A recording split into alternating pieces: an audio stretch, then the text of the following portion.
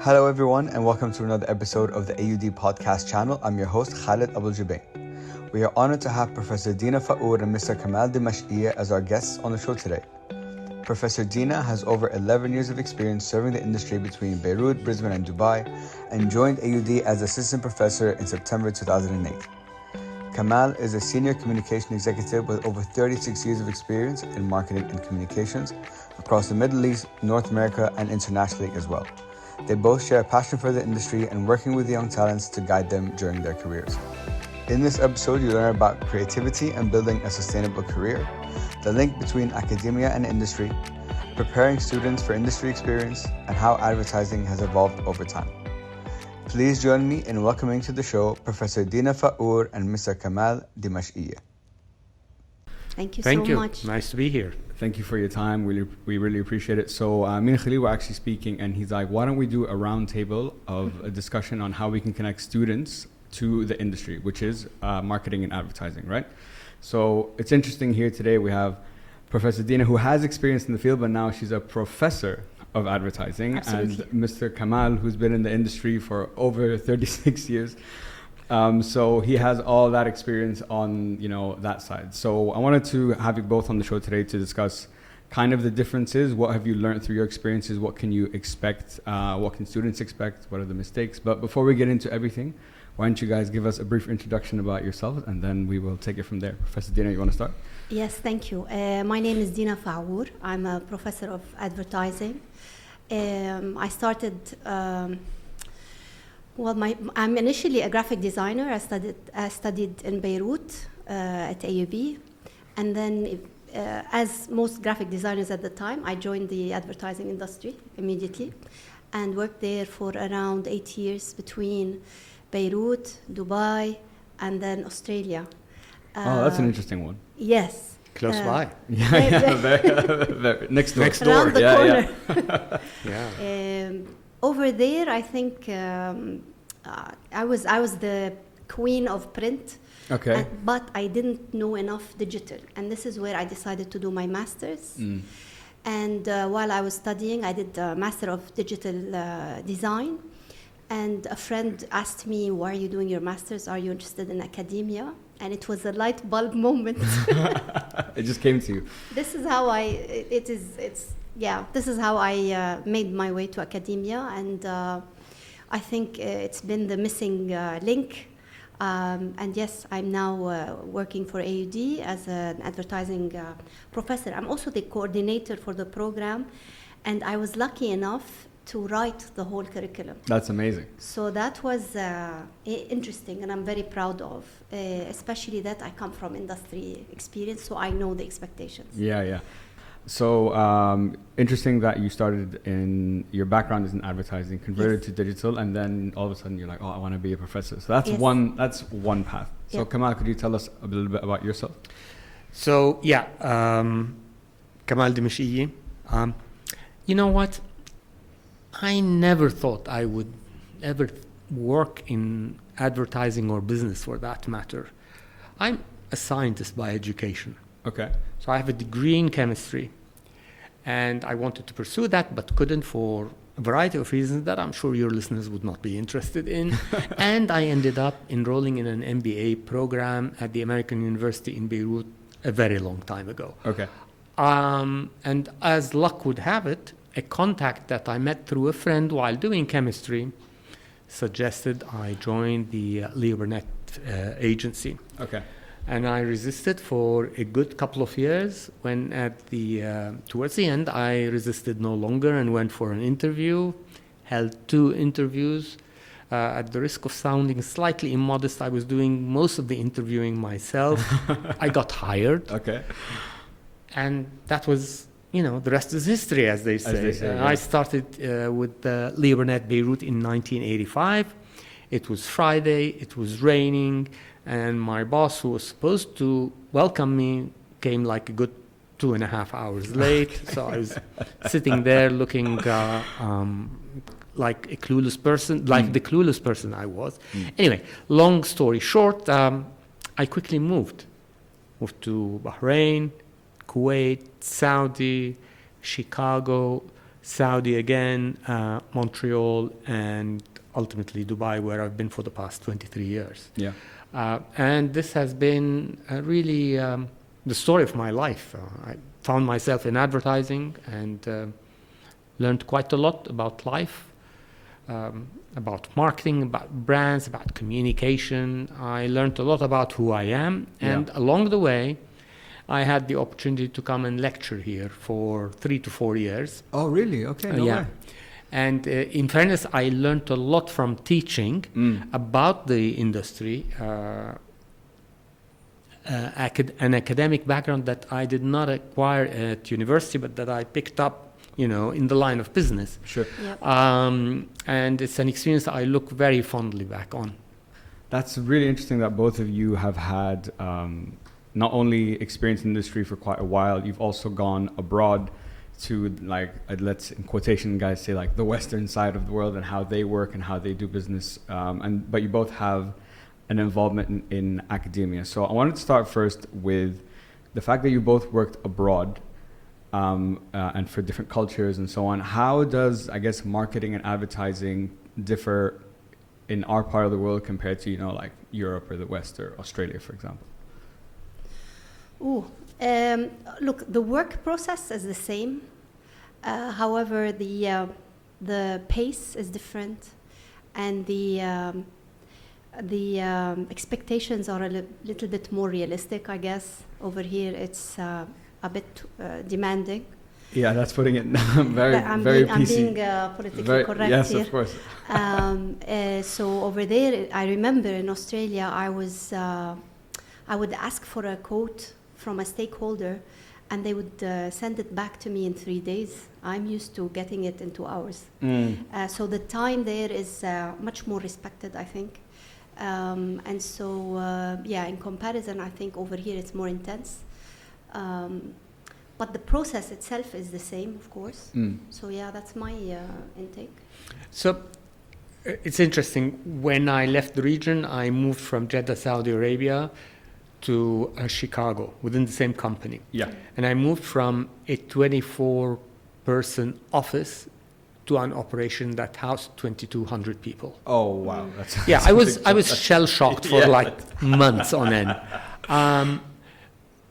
So there are a number of very interesting differences that I found. First of all, because of scale, you find that there is a lot of specialization, even at the time when the industry was not as developed as it has become, right?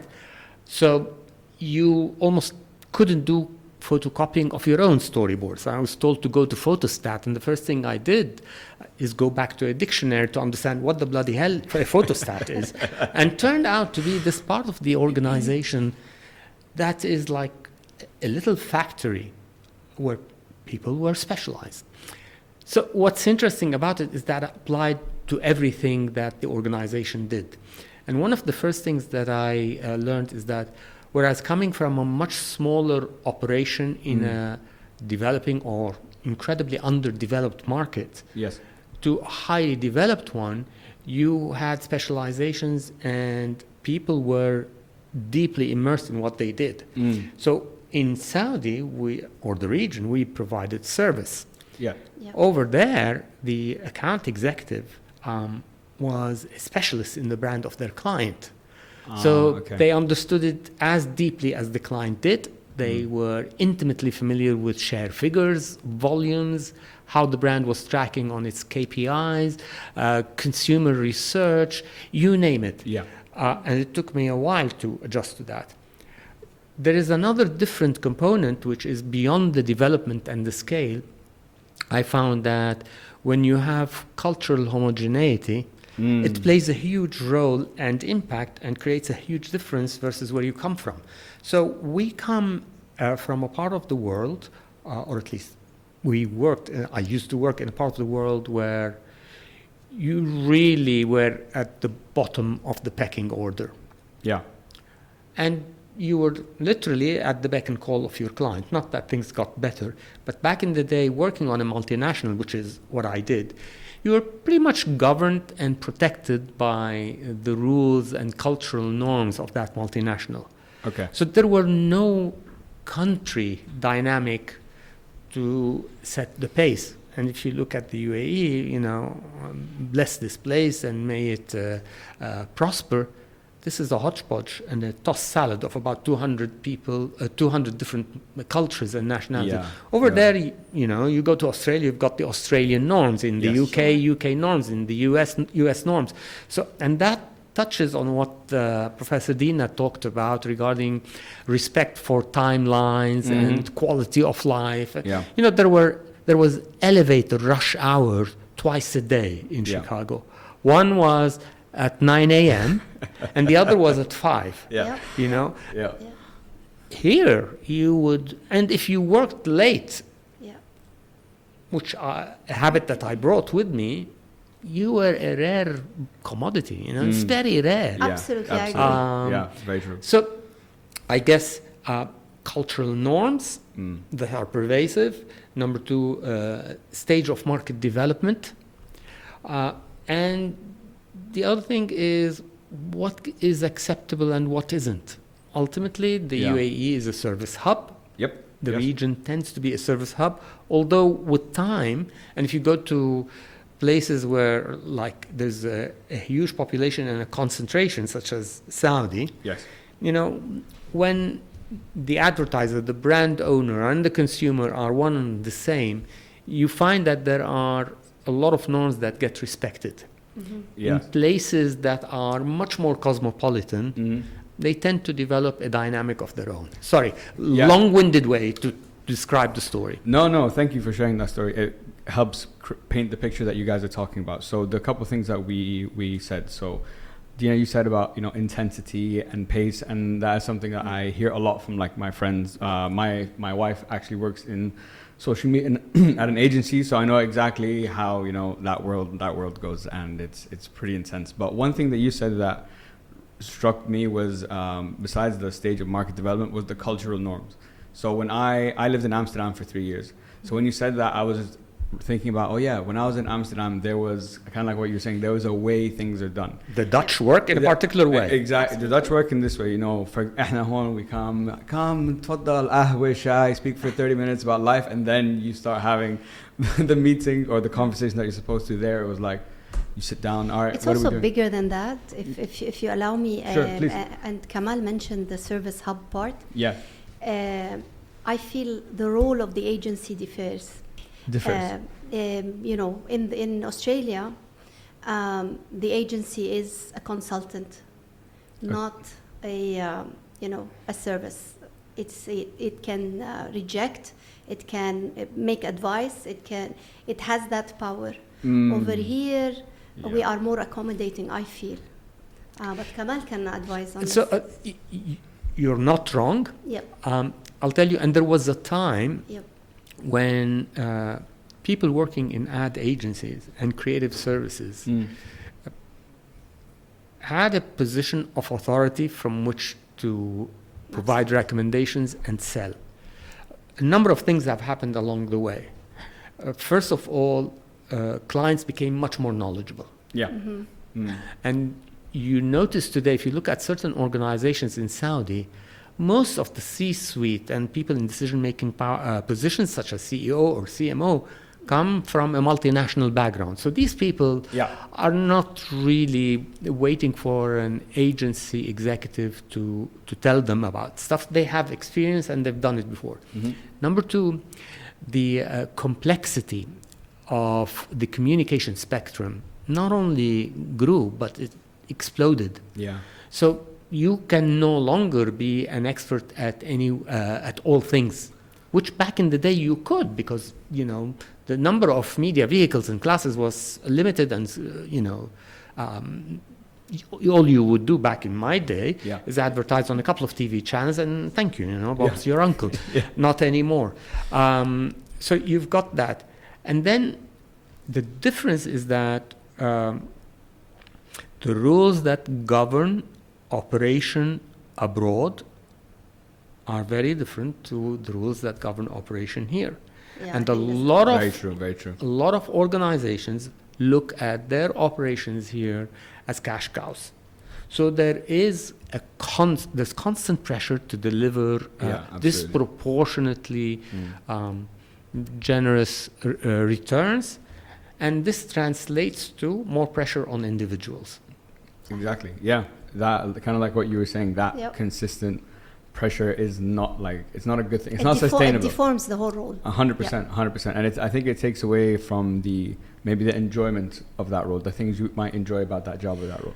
And if I take you back to students now, this is what we kind of have to prepare them for. Exactly. Prepare them for. And if we go back to the gap, there are parts of that gap that we don't want to bridge. Sure. So we want to protect the students, keep them away, and we have to find a way to tell them it is that intense. It's not always ethical. It can be pressuring. It can be toxic. You need to choose where to go to. Exactly. Yeah. Which agency's philosophy to belong to. Yeah. It changes. I think you're absolutely spot on. And so, first of all, let's pull back. Okay.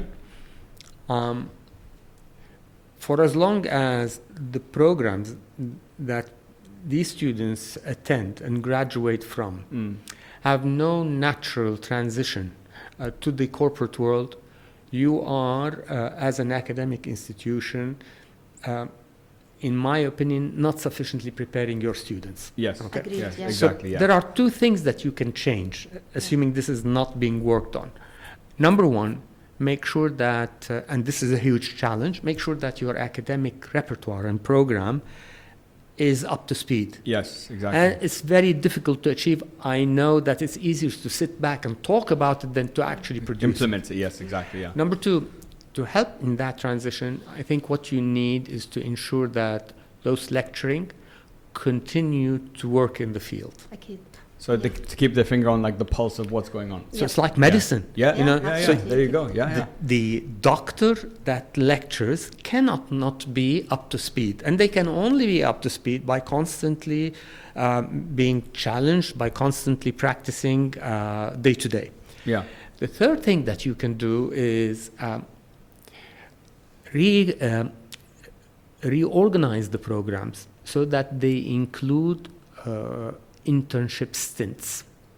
Exactly, so it's like a co-op program. Yes, exactly. Yeah. You do a bit of academia, or you do whatever amount of academia, but you couple it with real life experience. Yeah.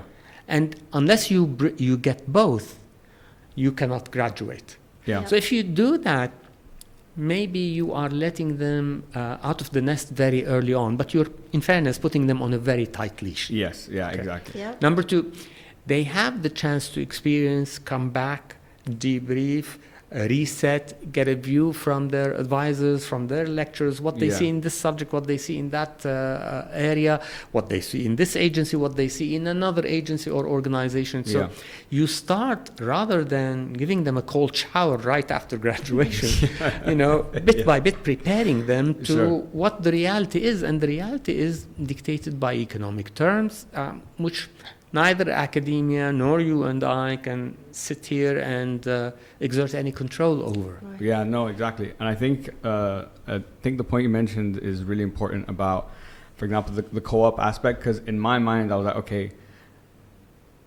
there has to be, for it to work perfectly, there has to be a strong link between academia and industry. Totally. Right? So, because industry should influence, in my mind, industry should influence what academia should be about. So this is the trend going this way. There should be a communication. So for example, for that co-op program might be digitally focused, specifically. So what would you say at the moment, how would you say the link is between industry and academia? Is it sufficient or is there a lot of room for improvement? I think there is, but I don't know. Let me tell you, I can speak only for my university. Yeah. But I'll tell you, research-based, actually, globally, the advertising curricula for education in advertising, it is younger than other disciplines like graphic design. It's younger, and there is no consensus or no agreed on or standardized structure for a curriculum. This is a huge difference between advertising and graphic design. Graphic design, their structure is very clear since the Bauhaus days. For advertising, and I know because I had to study leading North American universities and their curricula, and then I had to prepare a comparative study between all these before I prepared my proposal for the new curriculum, which was supervised by Dr. Lance Dimachkie, our AUD president at the time. And it was designed, to answer industry expectations and needs and all that. So I think I got lucky because I come from the industry. I think creative disciplines need active professors who are actively working, actively involved, actively connected.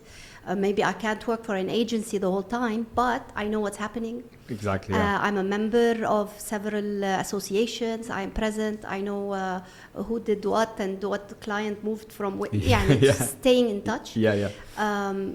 To teach your students. And then when you teach, you have to tell your students everything we learn is in retrospect. So we are looking at work that was excellent, but anything I teach you is already outdated. They have to learn to seek what's next, what's the new change. Of course, the core fundamentals are the same, and they must be respected, and this is where theory comes in.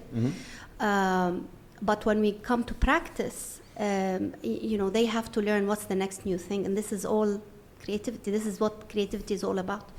We do it very intensely at AUD. We are, I'm also the coordinator of outreach at my department. So I bug agencies all the time and design firms and galleries. And I have a database that everyone would kill for. And my students are pushed left, right, and center. You see industry professionals here coming and giving series of lectures. We even brand, a course for them. Your brand advertising series, right? Absolutely. We give workshops, activities, live briefs with clients coming. Depends on the whole disciplines. We have 4 majors under VC. So I think the relationship should be super intense.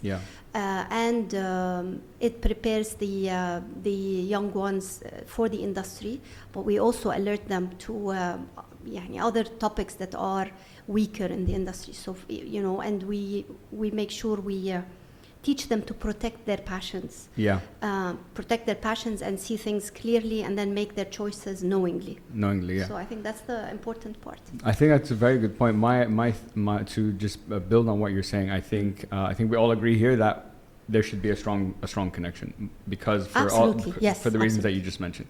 Now, Kamal, from my perspective, I was thinking, I think the challenge is that industry moves so fast. For academia, kind of what you said, you're teaching everything that has happened.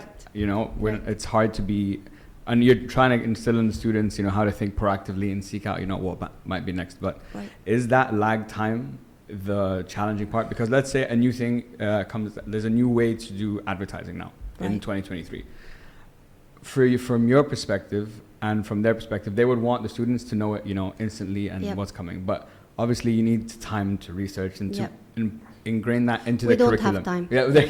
We don't have time, and we are full speed. We're lucky. We have an advisory. I think this applies to most universities. We have an advisory board that is quite active, and they are very critical. So they're always updating us. And they recruit our students. So they take them as interns, and they will tell us if a student is not good enough, or if a skill is needed, or more focus. So we depend on that a lot. And we have our jurors who come and review the work and tell us, listen, you have a weakness here, weakness there.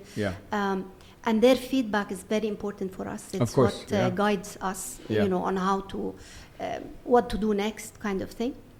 So, I think we will always be, I don't think it's a huge step behind, because we're doing our best, but I think we'll always be a bit behind in terms of, technology and media platforms and things like that. But again, the core fundamentals and the theory and all that, I think we are top speed. Top speed, yeah. What would you say, Kamal? How has your experience been working, I guess, with fresh graduates? You know, what would your advice be to them right as they enter the field? Because sometimes I think that, like for example, myself, like I know people who have like studied law and whatever, and then they go into it and they're like, oh, I hate this. This isn't, really for me. So what advice would you have to, young graduates entering the field, and how has your experience been working with, young graduates? So my experience has been varied. Okay. When I taught here, Yeah. I could bring real life experience and expectations into the classroom. Yeah. Sure. And what I noticed is that some people had a natural gift for it. Okay. And these students I ended up hiring. No way. That's amazing. Others were dealing with it as, an academic task. Sure. Yeah. So their experience remained limited to that. But what I would say today is that you have a number of challenges, but also that gives you a lot of opportunity to reinvent and evolve the programs. Mm. For instance, how do you handle an exploding media landscape? You barely have time to teach the new. Exactly. And we notice that a lot of students who are quite comfortable with new media lack the fundamentals. Mm. That's a challenge academically, that's a challenge professionally, because without the fundamentals you cannot operate. It's like building without the foundations. Exactly. Right? Exactly.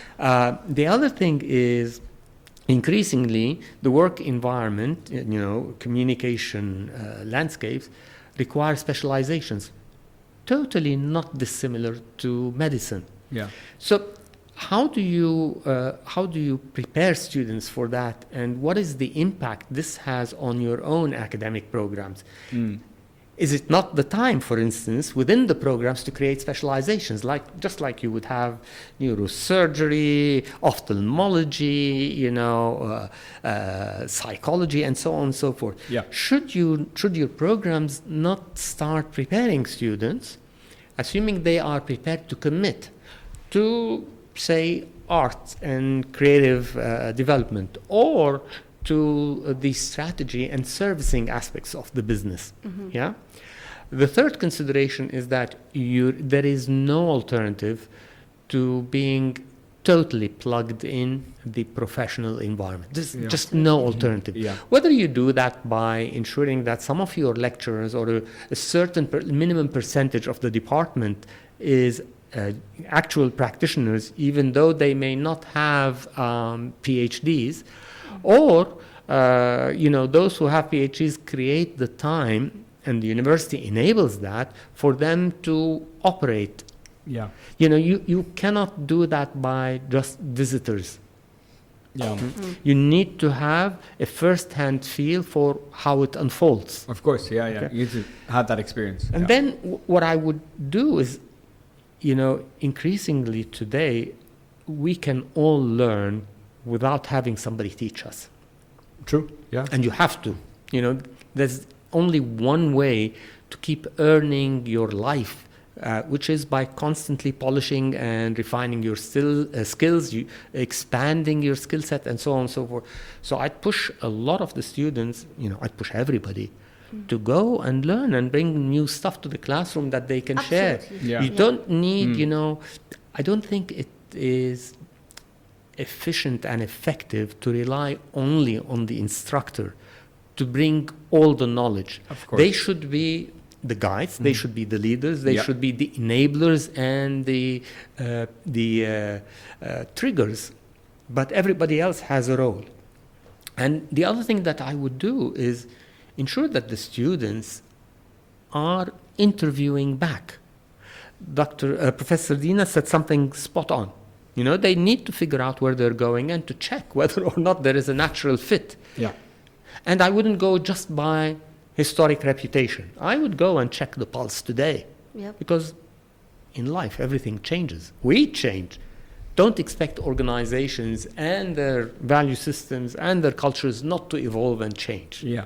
So you want to make sure that as a student, to borrow a term from hockey, you're skating towards the puck, or as a football player, you're running to where the ball is going to intersect with your path. Last point, develop soft skills. You need people skills, you need communication skills, you need presentation skills, you need writing skills, you need linguistic competence.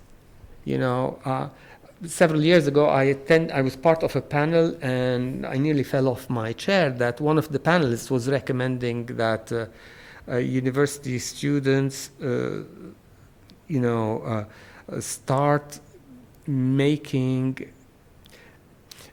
start compensating for lack of linguistic capabilities. How? Well, a lot of the Arab kids today don't speak their mother tongue. Yep. That's a problem in an Arabic-speaking market. True, very true. Yeah. Don't expect the workplace to do that. You have to come with your ducks in a row. I find that I found when I worked in a corporate position that there are a lot who lacked English skills, and they would come, and you would really have to work on the pre-basics. Get all of that out of your way by preparing for it before you join the workspace if you want to hit the ground running. If you want to enter it with a sense of entitlement, that, they will give me this, they will, as Professor Dina said, she doesn't have the time.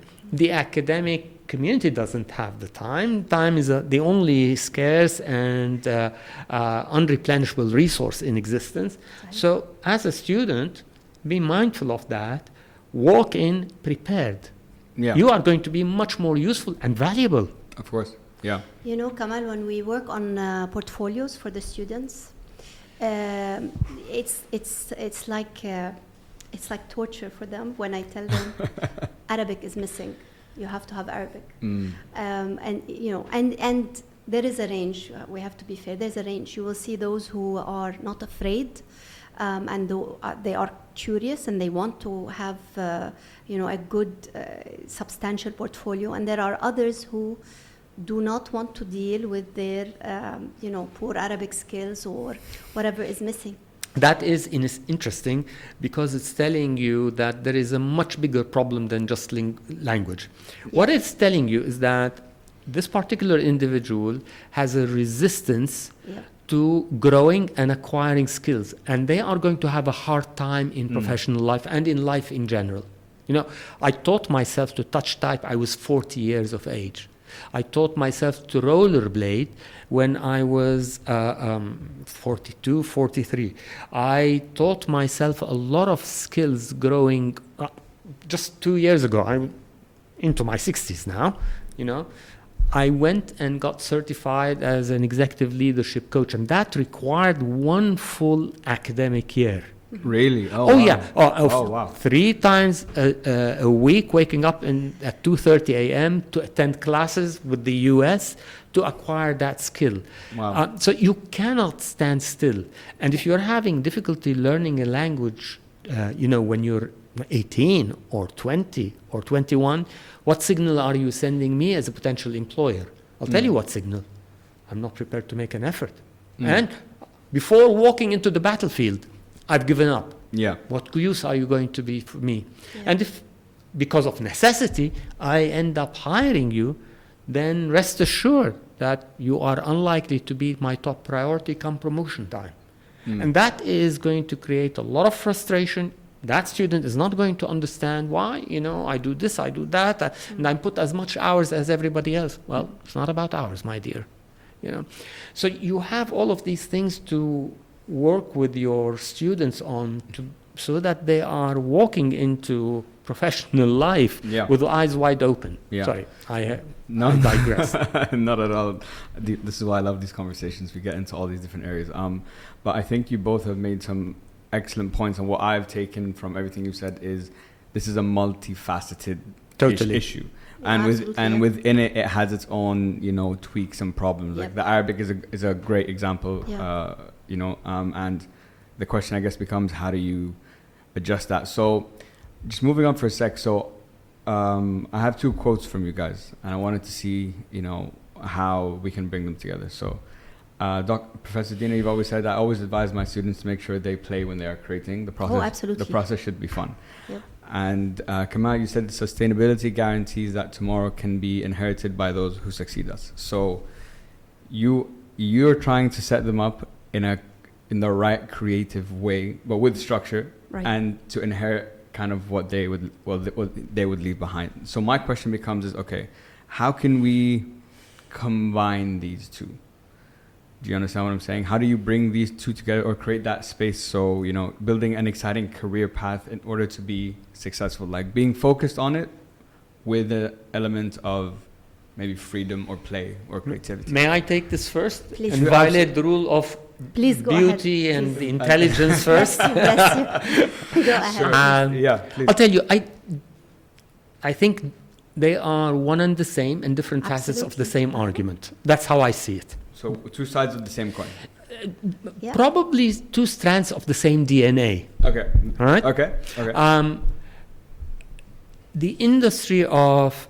So if we pull back, ultimately the field of communication is there because of creativity and to deliver creativity. Yes.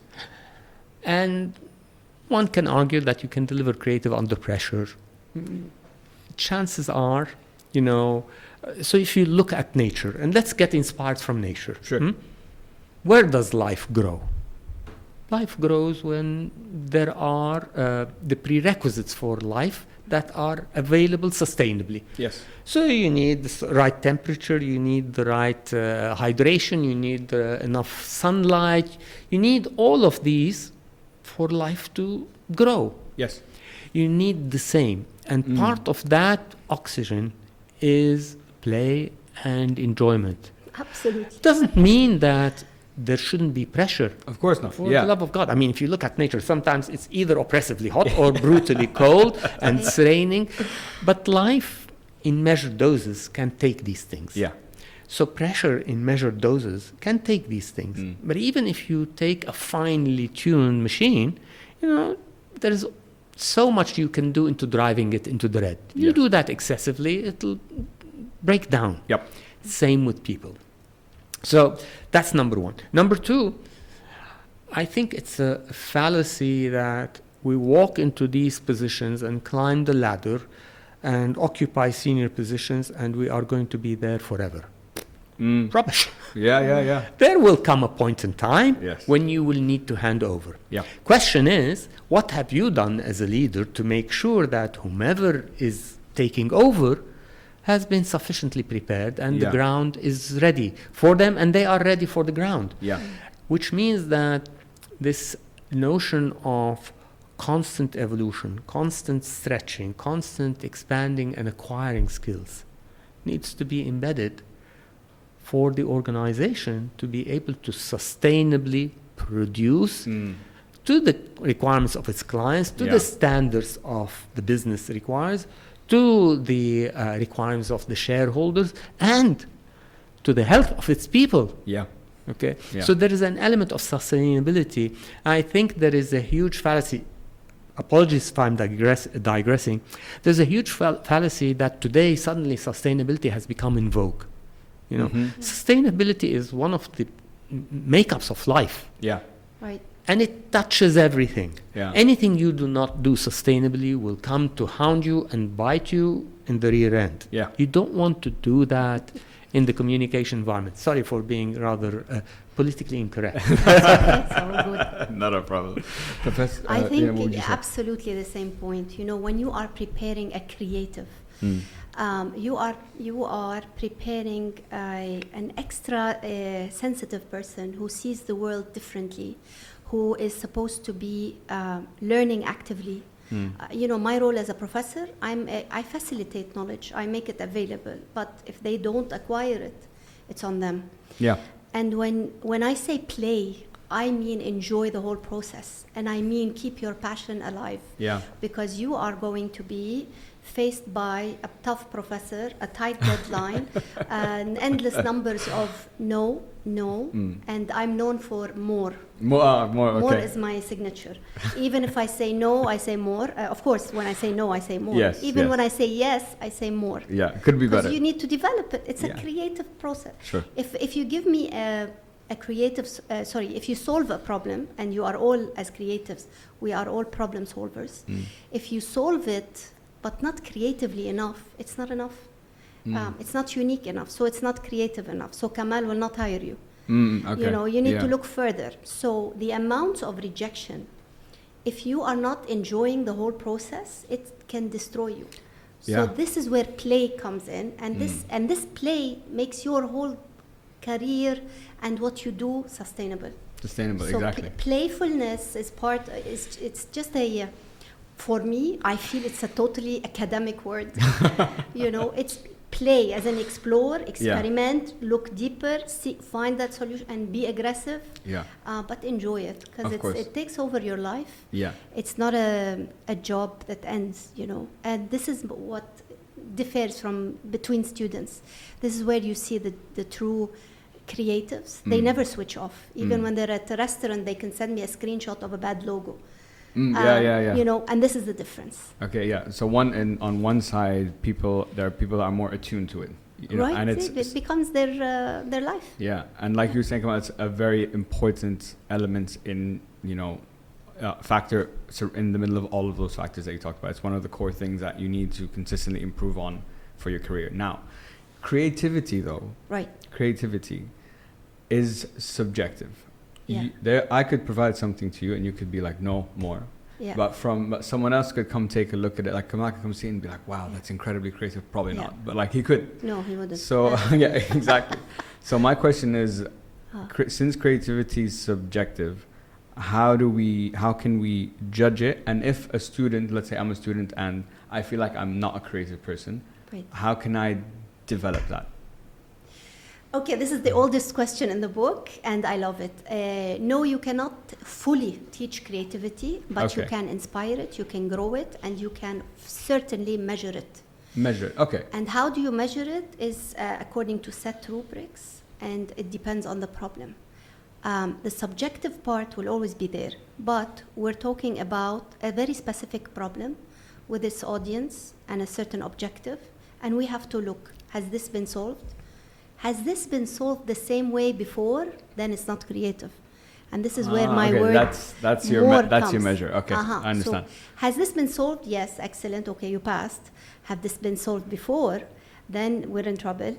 Is this super, unique? I never thought of it. Does it have a genuine insight? And are you really understanding your people? Then we're on to something. Okay. So this is how we measure it. I might not like it, but if it does solve the problem creatively, it is done. What do you think, Kamal? How would you measure creativity, for example, in like an organization? So, if we are talking about the creative services industry, sure, don't forget that people develop creativity to deliver on a certain objective and purpose. Yeah. Absolutely. Professor Dina correctly pointed out that at least we need to all start from the same set of rules. We need to start from the same brief to understand where we are, what are we trying to achieve, and then figure out a way of going there.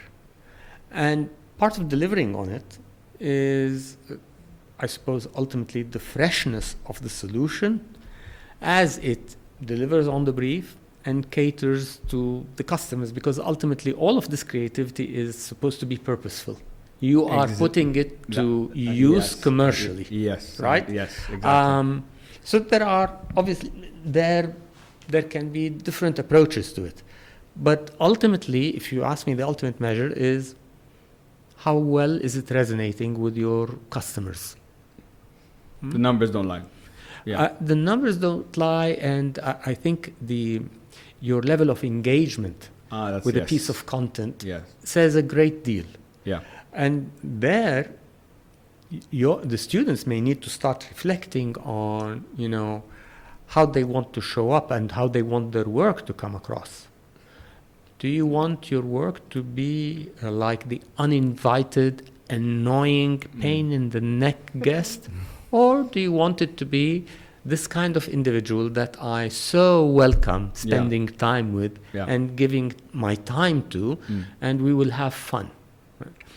There is a conflicted and toxic relationship between brands and their customers. Yep.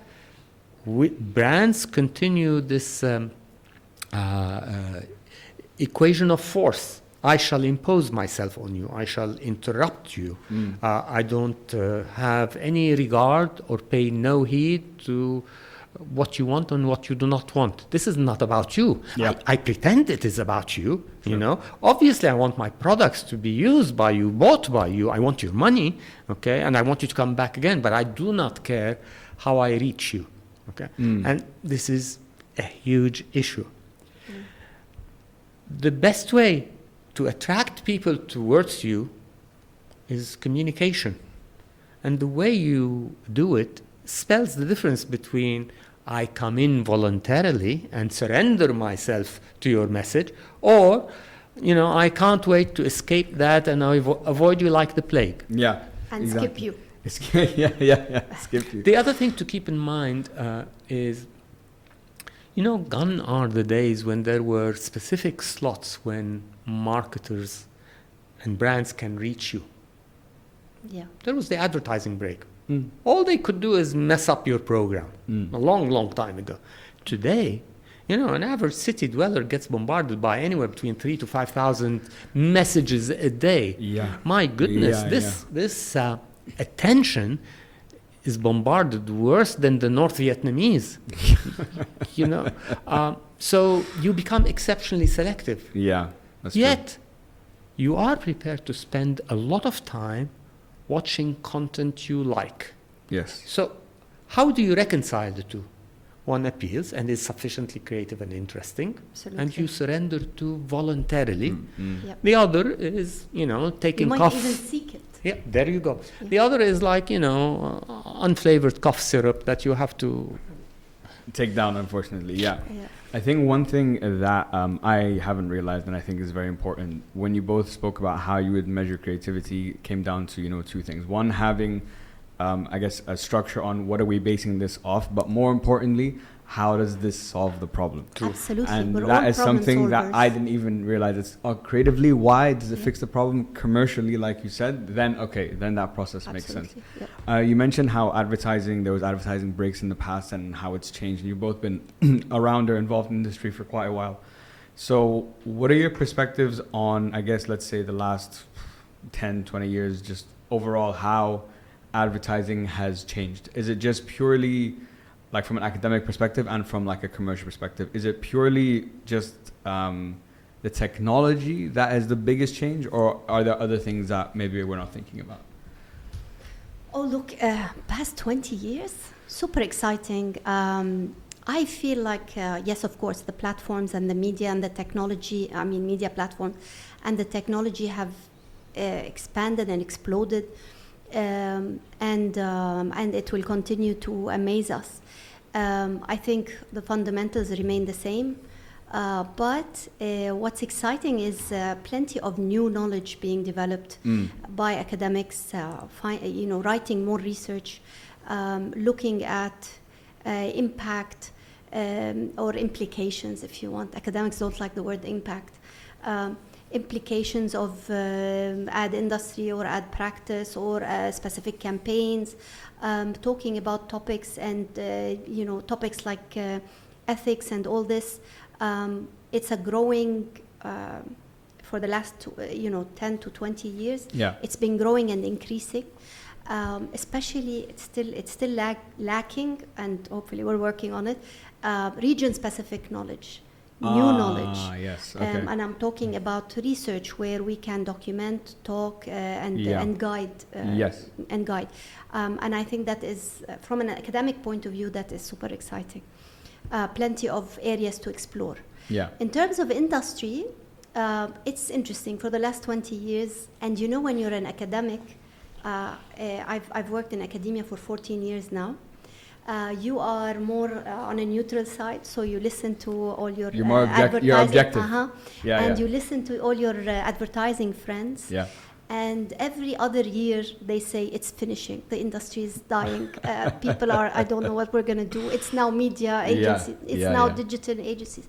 And I think this is an industry that strives and goes through. It just changes, or it forms. It's versatile, so it changes. Adapts, but I think it's a need, it's a social need for us to communicate, to talk to, and this beast called monster, that we call the monster, that is called the brand, will always be there, so we'll always serve it, I guess. So I think it's ongoing. Yeah. With my students and my grads, how are they doing? Yeah. I feel they are. You will see a range. You will see those who are joining the industry and really looking for their impact. They're feeling that they can cause change. And there are others who are adamant freelancers who do not want to be in the office, but they are actually working non-stop. So it's an interesting thing. And we are doing good. So I'm looking now. Yeah, so it sounds like from you, the most, I guess, thing that has changed the most besides the technology is the amount of the new knowledge that's coming up and the amount of research that's now the more research that's being done into, this field. At least there's an awareness that this is lacking. Yes, so exactly, now they're working on it. And now they're working on it, exactly. Okay, interesting. Kamal, what would you say? I would say quite a few things. Okay, please tell us a few things. So, look, let's start from the very end. Sure. And the very end is that the world and life will always need creativity and innovation. Yes. Particularly in times of crisis and particularly in times of adversity and where economies are challenged, right? Number two, you need to understand that the challenge a lot of people from the industry are talking about and facing as an existential one is probably partially right and partially wrong. Okay. Partially right because there's been a lot of change. And what I mean by that is that initially when the advertising agencies started, they were all privately held. They were all entrepreneurial ventures. They were all led and owned by idea developers and propagators with clearly articulated and defined value systems. And there was singular focus. By that I mean you only focus on the quality of the product. Leo Burnett, until the day he left his agency, used to oversee the ads that the agency would make. Yeah. So the craftsman was in charge behind the steering wheel in the driver's seat, right? Yes. Fast forward to today, all of that has gone out the door. And the landscape has changed irrevocably. By that I mean you no longer have founder, innovator, creative types behind the steering wheel. All of the agencies, most of the agencies, or what used to be the traditional legacy agencies, have all become part of publicly traded commercial entities whose focus is not necessarily creativity. Creativity is one of the things they do. Yes. Right? Yes. And you can argue that there are pros and cons for that, and whether you like it or not, that is today's reality. Yes. The arrow of time moves in one direction, period. So the industry is where it is today. The thing to keep in mind also is that in its heyday, the industry was one of the rare industries that would attract talent. Yeah.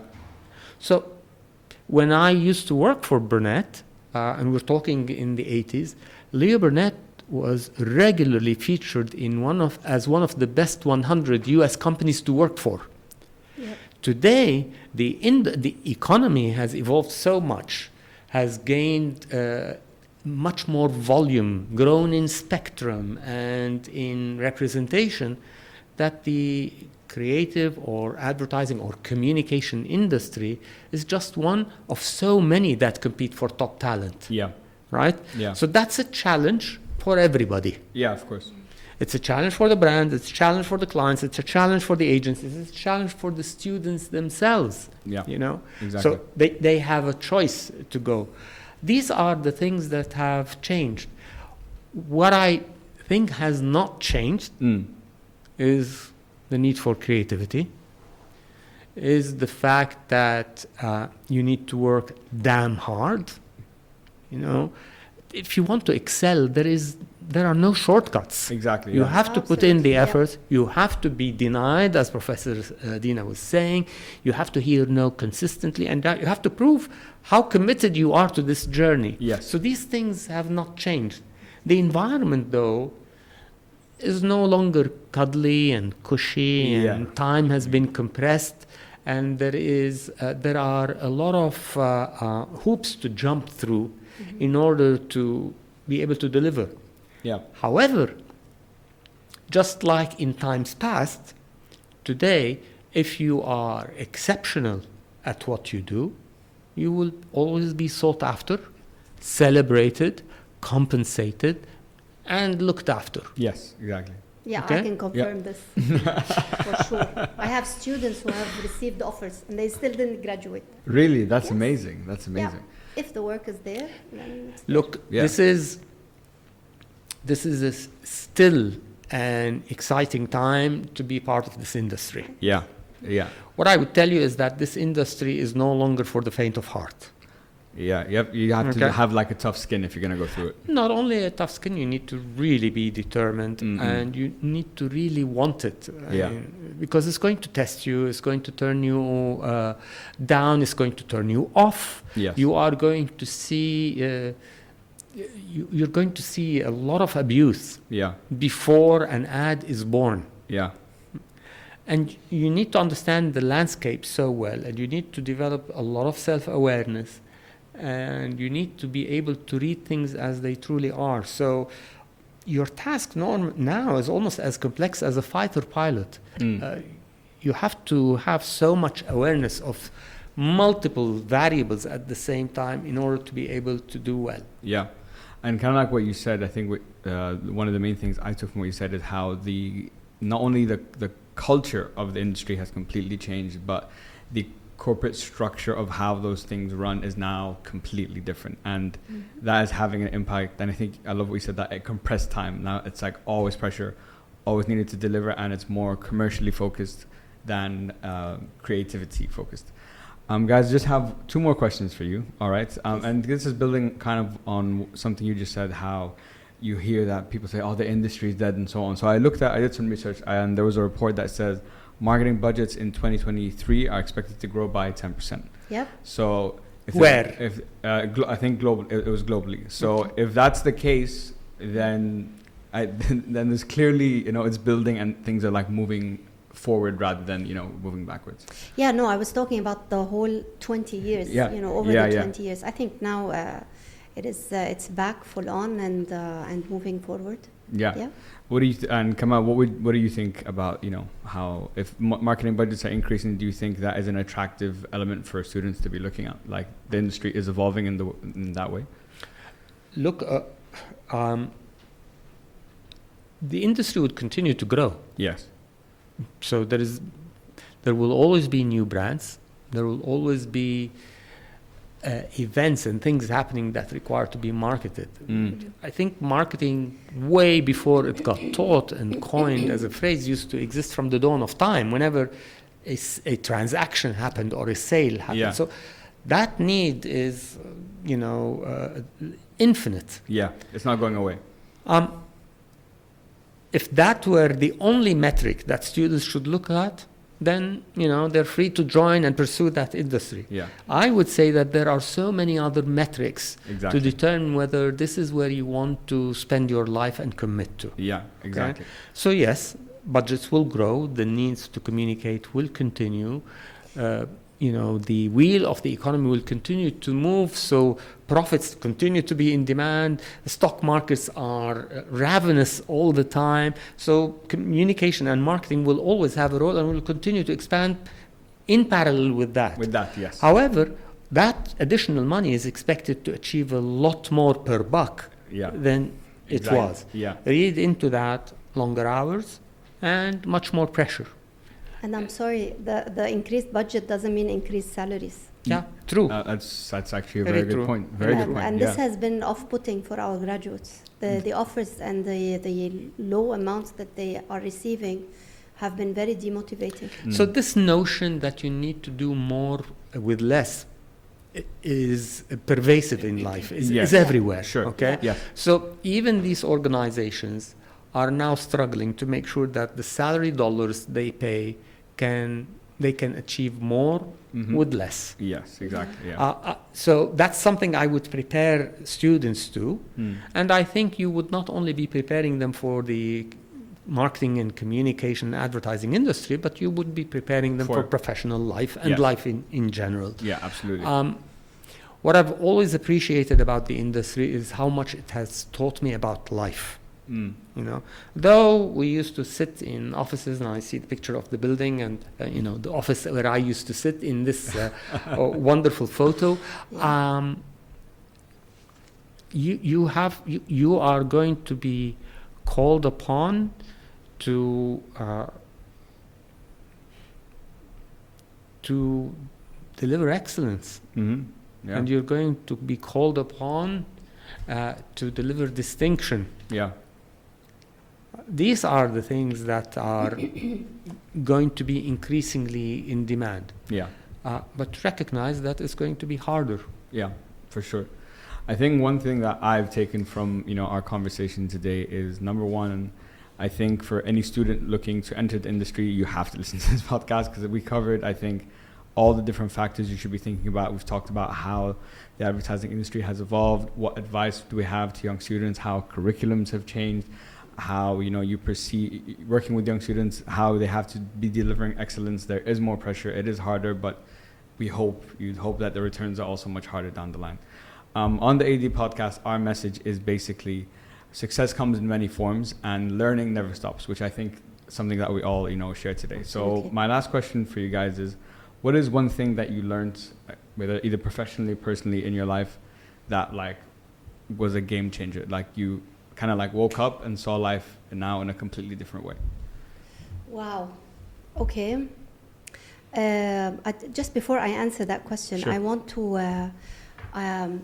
to say something about this whole gap, the whole conversation about the gap between academia and industry. Yeah. At AUD, we are very very clear about bridging the gap, and we work hard on that. But I did mention in the beginning, there are certain aspects that we don't want to bridge. Sure. And I just want to mention, problems in the industry where when you demand excellence, and this is something we teach, so this is something we want, this is something we seek, and then when students are, graduates are asked for mediocre work, they're asked for work that maybe challenges their ethics, maybe toxic environment, maybe all these problems. And I think it's the real world. Yeah. And this is where you as an entry-level graduate must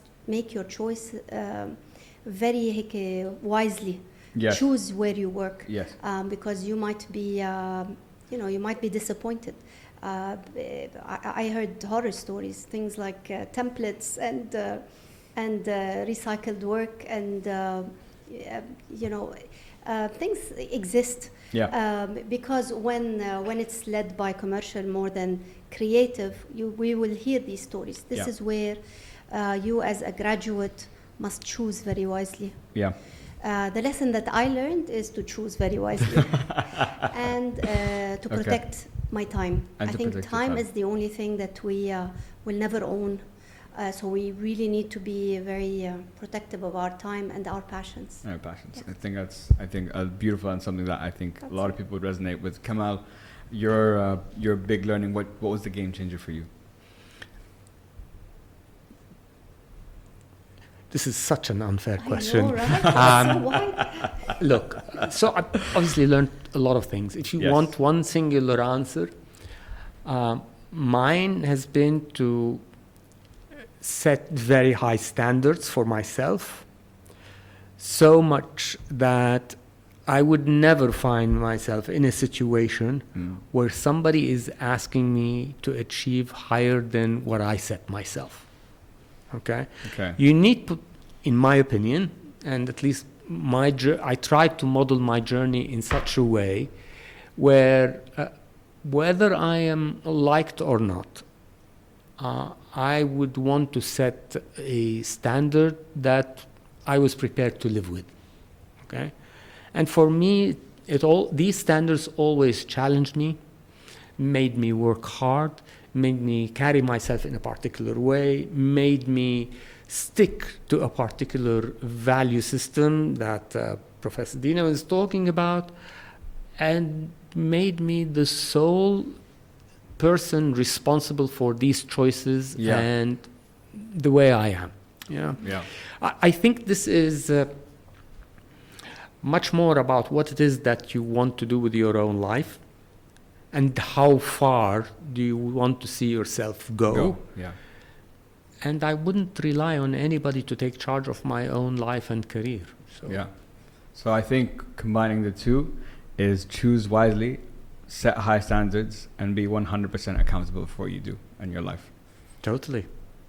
I want to add a salute to Kamal. Please, yes. You know, Kamal, I've never worked with him, and I know him mostly through my graduates and my friends, and I've seen him during the special initiative that Leo Burnett used to do, part of Dubai Links, which is the Links Academy, and for a top executive talking to my students, and kind of I think the word is validating. It's very validating for a professor to hear him say the same stuff that I'd say, and him dealing directly with students. I feel the passion is there.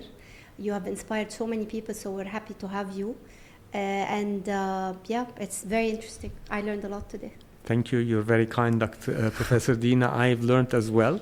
I think it's fascinating how much I have learned teaching here. And just working with people in general, particularly those who are younger than I am. And with time, you discover that the majority is younger than you are, and rare are those that are older. But what I find interesting is that if you really want to make a contribution as a leader, particularly in this space, you have to approach it with the humility that somebody walking into the gym would. You know, you've got to sweat. You have to reach a breaking point. You have to fail. You have to be okay with all of these things. And strangely, that combination creates growth. And unless you are able to model it, then I don't think you have a place to contribute to that industry. You have to set coming back, you have to set that foundation. So, I wish your students the very best of luck. We wish your students the very best of luck. Indeed. Absolutely. Thank you. Guys, I wanted to say thank you both so much for coming on the show today and for your time. For me personally, as Khaled, I've learned so much myself about not only the academic side, but also the actual commercial side of stuff. So for me, this was very interesting. Thank you so much for your time, guys. Any last words? Anything to say? All the best to the students, I suppose. Thank you for having us, and I like your questions, Khaled. I'm very proud of you as an alumnus, so excellent. We brought it back full circle. Thank you so much, guys. Thank you. Thank you. Thank you so much for tuning into this episode of the AUD podcast channel. We really hope that you enjoyed it and learned something from it. We have a lot of incredible guests lined up for you on the show, and we're so excited to bring you their inspiring stories. To stay up to date with all the latest episode releases, please make sure to like, share, follow, and subscribe to the podcast on the AUD Instagram page at AUD Dubai.